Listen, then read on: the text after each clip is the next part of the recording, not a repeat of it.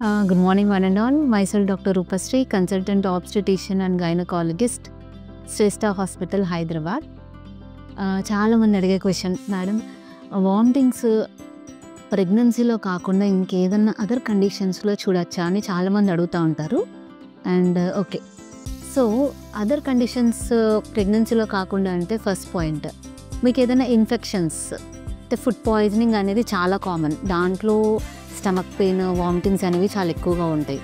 అది కాకుండా మీకు ఎప్పుడైనా యూరిన్ ఇన్ఫెక్షన్ ఉన్నప్పుడు కూడా లోవర్ అబ్డామినల్ పెయిన్, దానికి తోడు వామిటింగ్స్ అనేవి యాడ్ అవుతూ ఉంటాయి.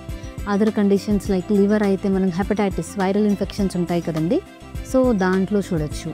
నెక్స్ట్ మోస్ట్ కామన్గా అల్సర్స్, పెప్టిక్ అల్సర్ కానీ డియోడినల్ అల్సర్స్ కానీ, అల్సర్స్ కండిషన్స్లో కూడా తినక ముందు కానీ తిన్న తర్వాత కానీ వామిటింగ్స్ అనేవి చాలా కామన్గా కనిపిస్తాయి.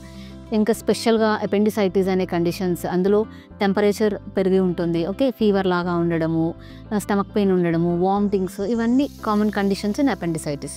కొన్నిసార్లు గాల్ బ్లాడర్ డిజార్డర్స్ కూడా ఉంటాయి, దాంట్లో కూడా it is associated with vomitings. Okay, ఇవన్నీ మెడికల్ అండ్ సర్జికల్ కండిషన్స్.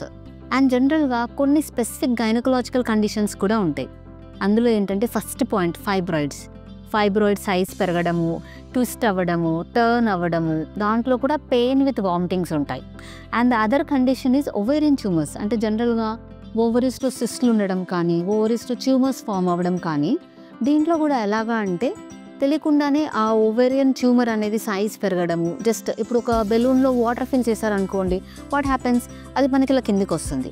కిందికి వచ్చిన తర్వాత అది వెయిట్ పరంగానే ట్విస్ట్ అవ్వడం స్టార్ట్ అవుతుంది.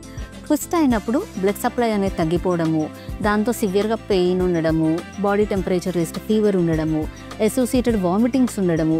సో ఇవన్నీ కండిషన్స్ కూడా మనం రూల్ అవుట్ చేసుకోవాలి.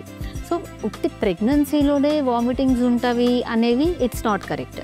Other associated medical, surgical, gynaecological కండిషన్స్లో కూడా చాలా మటుకు we see associated symptom as vomiting. Okay, thank you.